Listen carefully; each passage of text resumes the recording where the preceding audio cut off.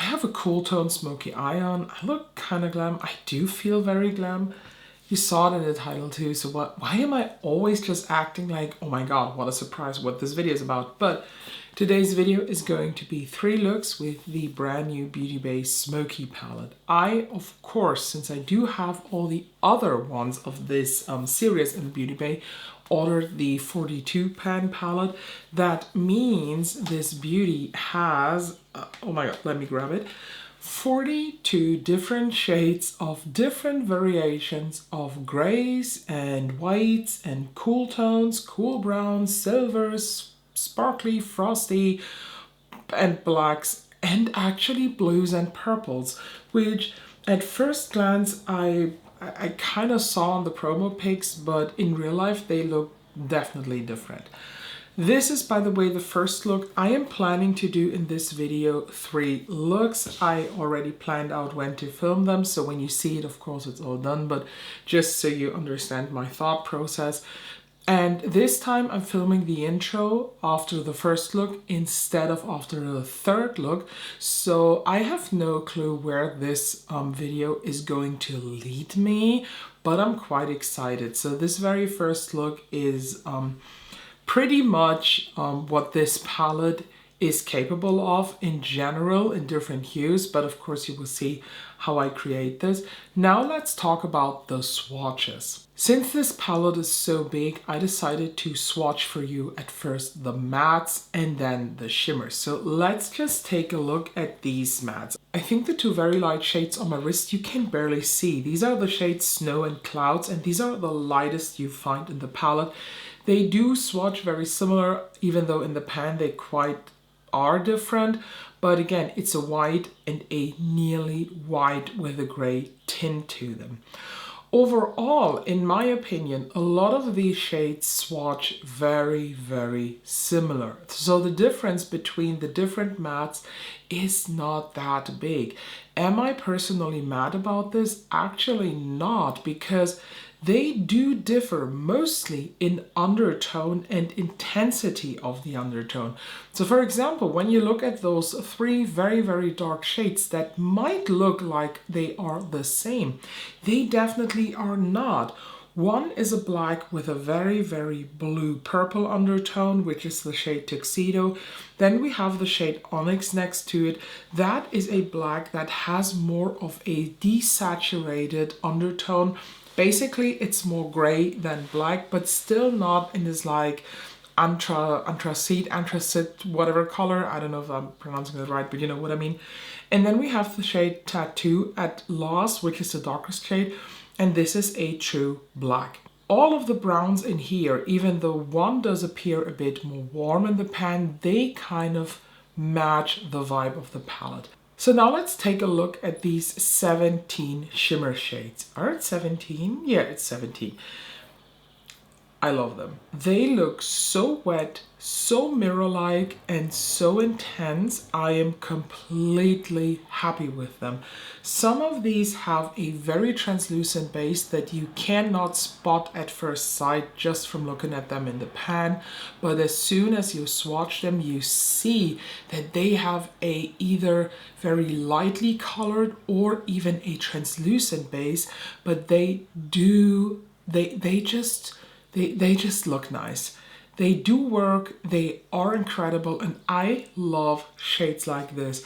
Some of them are very impactful. They are super opaque and more like a molten metal type of shade, but most of them have transparent bases, which in my opinion was a great choice for the palette. In general, the feeling of the mattes when I swatched them are very dry, but that is actually a Beauty Bay thing. I cannot remember any Beauty Bay palette that I tried so far, aside the Metamorphic, that did not swatch like that. They feel kind of crumbly, they do feel dry, but they do not apply like this. I personally really enjoy this more dry matte formulation because they blend easier.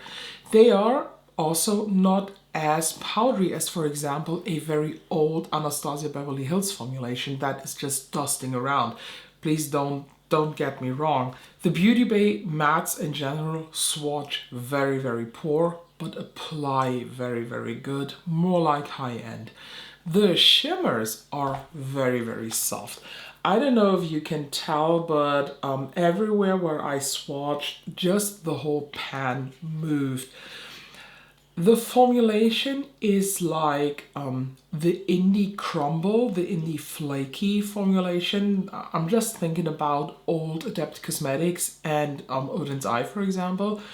But as soon as you apply them, they mix back together, which old Adept Cosmetics or Odin's Eye do not do all the time. They kind of sometimes stay flaky on the lid and you have to literally flick off the flake. While these, I would say they are like a drier version of Super Shock shadows from Colourpop. Super Shock is very, very smooth and bouncy and blends out super nice. These are not as bouncy, but they feel smooth. They crumble off, but as soon as I said you try to blend them in, they kind of get back together. They just bind back together with their binding component. I don't know what's happening there, but then they form like a solid color without flakes, as you can see. Today, for this very first look, I do have only 2 other palettes that are like this. In the end of the video, I will have maybe a third palette, but I don't want to spoil it too much. So let's just take a look to the Glam Light Ghost Face palette.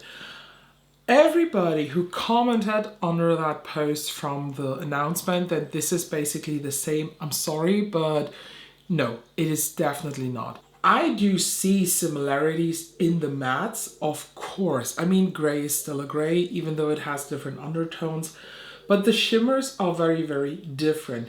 What I do agree on with is that the vibe of the Ghostface palette is very similar, because you do have in the Ghostface palette also a lot of the purple hues, you have blue hues.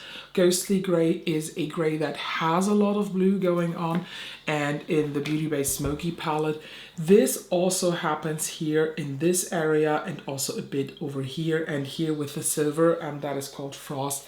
This is a shade that just has so much blue as an undertone, it is amazeballs. So yes, the vibe similar, the shades in my opinion different enough. I do have to admit though that I did not swatch them side by side, mainly for time reasons. More important so I think is the comparison with the Natasha Denona Xenon palette. And I have to say that if you have the Xenon palette, I still think, and I know this might sound super weird, but I still think you have enough variety between these two. I mean, let's be honest, a black is a black, a gray is a gray, just as I said. But I feel like the variation here in Beauty Bay, and even in the 16 pan version of this one, is just much better. There are similar shades in there, of course, but the vibe, the whole feeling that I get, I might prefer Beauty Bay over this. But mainly because in my opinion, Beauty Bay just was able to edit the undertones in here much, much better than Natasha Denona was. Because on the first, just look at this, not first glance, but in general, just look at this. Spooge and Night Sky are totally redundant. Neve and Stellar, in my opinion, are redundant. Maybe even Rhyme and Neve are redundant. Contrail and Blizzard are redundant. You have the same thing here, but overall, you just have much more to choose of. But I think I rambled enough, so let's head over to the first tutorial. So for the very first look with this palette, I'm starting with this shade. It's actually not very easy to choose what shade to start with, but I'm starting with the shade Love over here. And I do apply this throughout my transition area. Oh shit, I forgot to set my primer. That's why it starts a bit patchy, so let me just set the rest and then do again. I know, Robert Welsh always says if you have to set your eye primer, it's not a good eye primer. I disagree personally, because I think setting makes such a difference with the application, because it just, in my opinion, goes on much, much smoother. So I'm just bringing it back in here. Of course, do this on the other eye too. I love that you have some purple blue hues going on here. So I'm now tapping into the shade, what's it called? Suede. But I do take quite a small blending brush. This is the Reference 01 Mini. And I start blending this into the crease, but I start on the inner part and I only take this to the center like that. I also apply a little bit on the lid, but not too much. I actually take the same brush, but I wiped it off on my towel here. And I now tap into the shade Nightmare, which is a very dark blue. And I do apply this also into the crease, but I'm starting here on the outer part. And I bring this down to the lashes like a classic V shape. This translates very blue on me, not so much purple, and I love that. I went back into the Love shade and I just go over this area between the blue and my brows a bit more to just diffuse it. But I feel like the transition from the dark crease into the transition area is a little bit too harsh. So I'm tapping into the shade Sketch over here and I do apply this directly here on that line. So I applied my glitter glue now on the lid and I'm going into the shade Void. And I do apply Void here on the outer part on top of the bluish matte. I'm now tapping into the shade River and the shade River goes directly into the center. What a beautiful, shimmery gunmetal blue. Next up, I'm tapping into the shade Frost because this is a silver that has a slight blue undertone to it. And I do know the Beauty Bay Shimmer formulation, if you do not use a glitter glue, they do have fallout. So that's why I do spray this time the brush, because for the first two shades, I had my glitter glue stick to the brush, so it does stick there. But whenever, I always use Fix Plus to just spray it a bit. And then I apply this here on the inner part. And then I slightly flick it on top of the middle shade.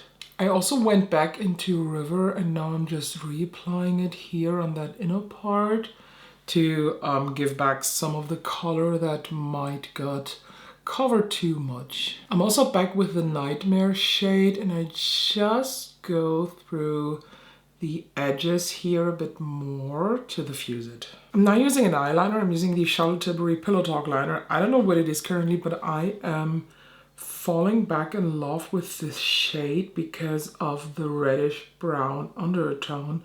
That just suits so many eye looks and just gives them such a cool vibe. Next up, I'm tapping into the shade Tuxedo. This might look like a black, but the real black is actually Tattoo over here. This has the slightest blue undertone. And I do very gently tap this and press this along the lower lash line. Basically directly where it goes onto the waterline. And I use the same shade and I do blink into the brush just to intensify my upper lash line. To smoke that black out, I'm actually going into the shade Thunder and I do apply this directly beneath and I just rub it along the lash line. And to tie everything together, I'm also going back into the shade Steps again with a more fluffy pencil brush. And I smoke it out even lower just to have a very, very diffused lower lash line. For my inner corner highlight, I'm using the shade Fairy. This is a shade I absolutely loved swatching it. This is not what it looks like in the pan. So let me just apply this here. Oh boy. Oh. This is a translucent wet shade. I build it up a bit more so that I have more of the wetness going on. And I will also apply this as brow bone highlight. Here we have now the finished look. For lips, I decided to go with the Natasha Denona I Need a Nude lip liner and topped it up with the matching gloss. I love this look, but I'm honest with you, the very first look is very much like a look I can get out of Xenon, but is that very surprising? Probably not. The only thing I don't like is over here. There is like a patchy patch where no eyeshadow cling to, but I actually explain it with the fact that I forgot to set the primer and then it went on really weird, and I went over that spot a couple times, but for whatever reason it's kind of empty but kind of not. But I think when I have my eyes open nobody will notice. So now let's head over to look number 2. Okay, for look number 2 I'm starting with the shades Clouds up here. And I do apply this as transition color. This is a nearly white color, but with the slightest gray tint to it. And I really enjoy this actually, because if you use a white as transition color, that can work too. But I feel like even on me, who has very, very light skin, this is a lot of times way too harsh. So next up, I'm going into the shade Magnet, and don't worry, this brush is just stained. It's not full of color. I can't remove it anymore. And I apply this more in the crease, but I don't mind this going into transition area and just mixing up. Went back into Clouds, and now I go over the same area again just to diffuse it a bit more. I'm now taking one of these super flat but also kind of thick brushes. I think they were supposed to be liner brushes or something. I don't even know where I got them from. It could be BH Cosmetics, but don't quote me on that. And I'm tapping with this in the shade Onyx down here. And I do now blink into this shade. It doesn't matter if it gets super messy on the lid, no problem. But I just want to have a, oh god, I touched my eye, a super defined lash line. And if you are extra with this, you can basically blink and at the same time just swoop it up kind of. That way you already blend this a tiny bit onto your lid. I then go back with no additional product and I just slightly smudge this on this outer part, kind of like a liner, but not like real cat liner. Sometimes I think about a certain technique or a certain application way in my head, and then I already think of how can I explain this without just talking nonsense.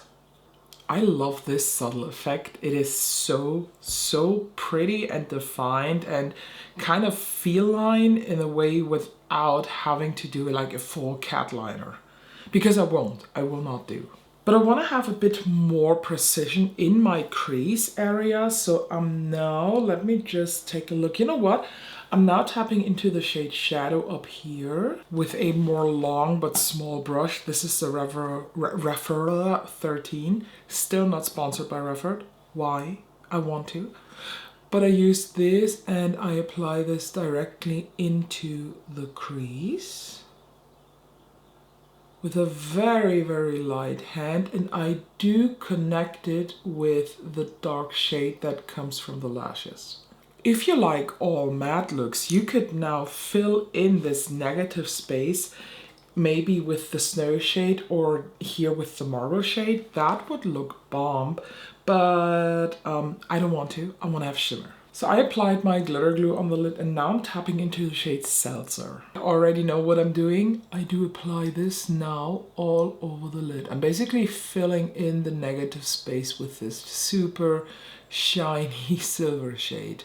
It does not appear like this in the pan, but when you apply it, or when you look really, really close, this has the tiniest holographic sparkle to it. Like really the tiniest amount of holographic specks that do appear on the eye in my opinion, but also when I look very close. So the halo effect is not that overwhelming if you don't like that. So for the lower lash line, I'm tapping back into Onyx with the same brush as I used on the upper lashes. And I basically do the same thing. I slightly press this into the lashes, but also all along like that. Doesn't have to be very tidy because I'm going to blend it out.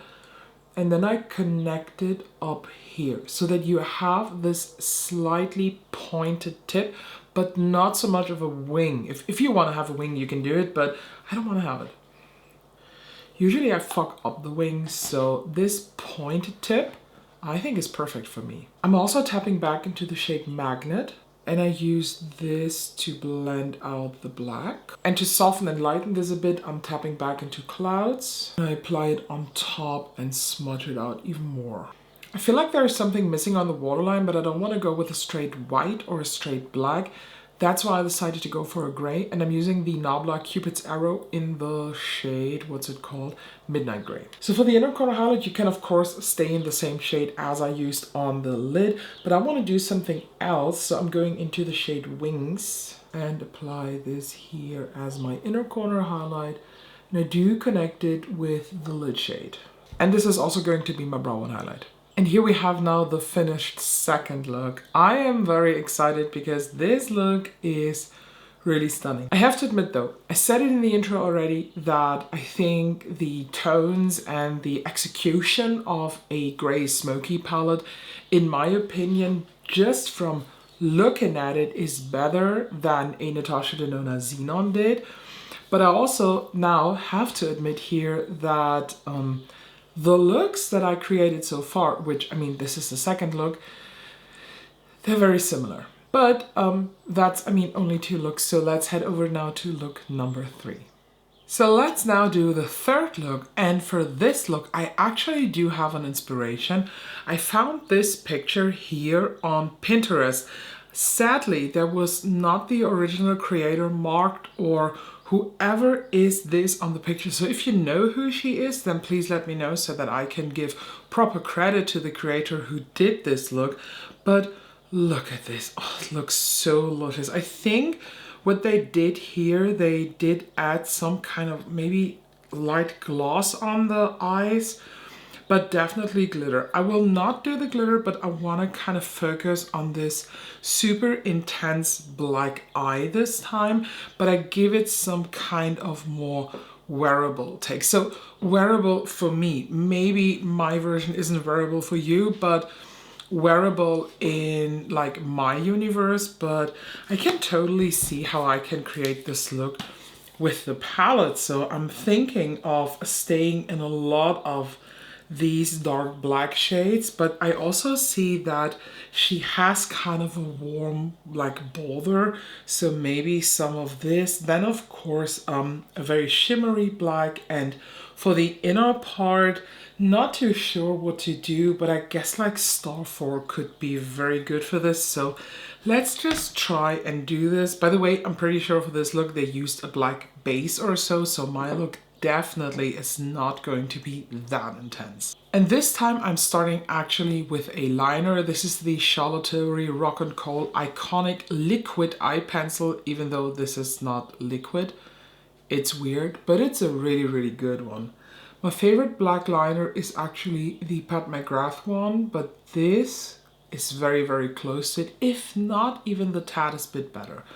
But I use this to first line my upper waterline. Next up, I'm going straight into the shade Tattoo, which is the black with no additional undertones to it.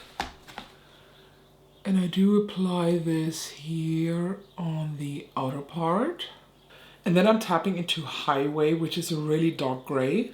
And I do start blending this on my lid towards the black, but also into the crease, but not too much. Don't go too high in the light transition area, because this is where I want to have that warmish brown. I'm also modifying the look the slightest bit. So here in the picture, you have this very, very light inner corner, but I want to add that lightness also to the inner parts of my eyelids, because now I'm going into with the shade Cauldron, I think I pronounced that right.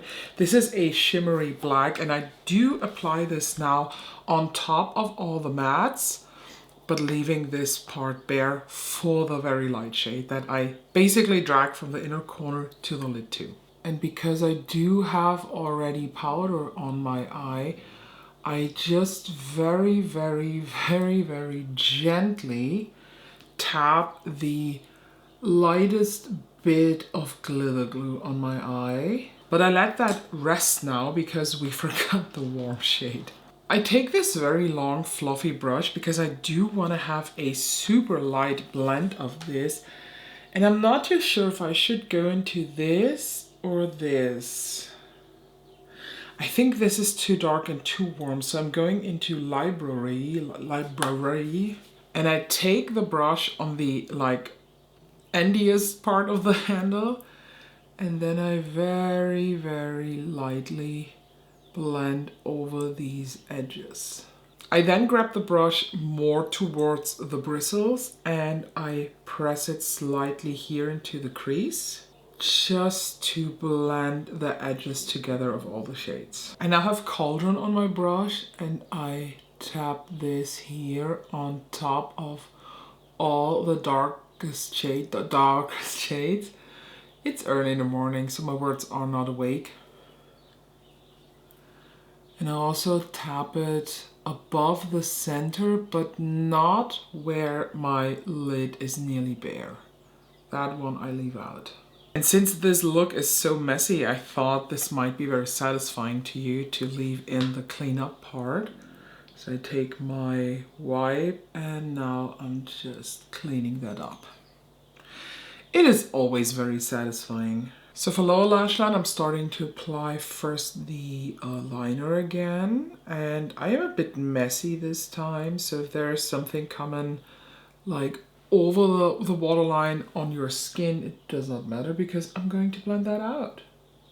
Or you, or we, or whoever. I'm tapping back into the shade Tattoo with a very, very flat, small brush. And I just apply this here on the lower lash line, basically to set down the black a bit. I'm next up going into Highway again, and I blend it out with that gray. And don't forget to connect here the outer parts. On the photo, the girl has some of the shimmer also on the lower lash line, so I'm using the same brush I used the gray with and tap into Cauldron again. And I just very, very lightly dust this along the lash line. This time I'm applying some of the glitter glue on the inner corners too. And I'm then going into Starfall. And I first apply this here. And now I start dragging this on the lid. And I slightly swipe this towards the blacks. So the look is nearly done. All that's missing is a brow bone highlight for me, and I don't know what to use. I used Fairy so many times already, but I think this is like the perfect brow bone highlight. So I'm going back into Fairy again. And I just apply this here as nice brow bone shimmer. The lip I chose for this look is the ColourPop X Twilight Lip Oil in the shade Team Jacob. And this is now the finished third look. In my intro, I told you that I might have a third palette to compare this with, and I do have. This is the Makeup by Mario Master Matte's neutral palette. When I saw the swatches, this looked way more cool toned than it is in real life, so let me just hold them side by side so you can see this. Yeah, like that. Absolutely nothing in common besides one gray and a black. So this is definitely not a palette to compare it with, but the other ones I still stay with. I totally can do the same looks with the Natasha Denona Xenon palette. Definitely. Definitely. But I still stand by what I said in the intro. I think Beauty Bay just did a much better job choosing the colors. Of course, it's a bit unfair now to compare a 42 pan palette with a 15 pan palette, but when you just look up here, this is the 16 pan version of this palette. I still stand by that. I think just the choice of undertones, the choice of colors is, in my opinion, better compared to Xenon. And one very important thing, the Beauty Bay palette, and it doesn't matter if you want to have the 9 pan, the 16 pan, or the 42 pan palette, they all have just regular powder eyeshadows, while in the Xenon you have 2 or even 3.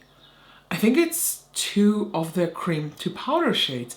Even though in Xenon, I have to admit, these are the best cream to powder shades that Natasha Denona has released so far. But still, I understand that people are like, I don't want to experiment with this formulation. A lot of people do not like the formulation. A lot of people do like the formulation. But I think price-wise, that's also a thing to consider. If you want to have a grey smoky palette that is giving you the smoky eyes of your dream, that is a black dark grey companion maybe for you if you don't want to wear all smoky eyes like this or like the other 2 looks, and you have to decide, do you want to spend 73 euro on a palette that is 15 pan in size, has amazing quality, I'm not gonna lie, but has some problems in my opinion with shade choice and undertones, or you can spend 30 bucks on a 42 pan palette, or even less than 20, even I think you can even do it down to less than 15 when they do have sales or like 20% off, or they have so many discount codes floating around the internet. You can make this around 20 bucks with one of those coupon codes. So you don't have to even pay the full price for this. I say actually go for the Beauty Bay. And this out of my mouth, who is very happy to declare the Natasha Denona Xenon as my favorite Natasha Denona palette. But when it comes to tones, when it comes to just the price and what you get for that price, I'm honest with you, I like the Beauty Bay even a bit more. Out of the 3 looks, I have to admit that I like this actually the most. I think this is just such a me look. And when I wear looks like this, my eyes, my green eyes, they kind of shine. It's like I have green contacts and I just love it. So let me please know, what was your favorite look? Do you want to have now the Beauty Bay Smoky Palette? Or are you like, it's just not my vibe. It's too gray. I can admire it from afar, which totally fine too. But I think we should not forget the grays, and I have the feeling that in 2024 we will see more of those palettes. So let me know your thoughts, and I hope I can see you in the next one.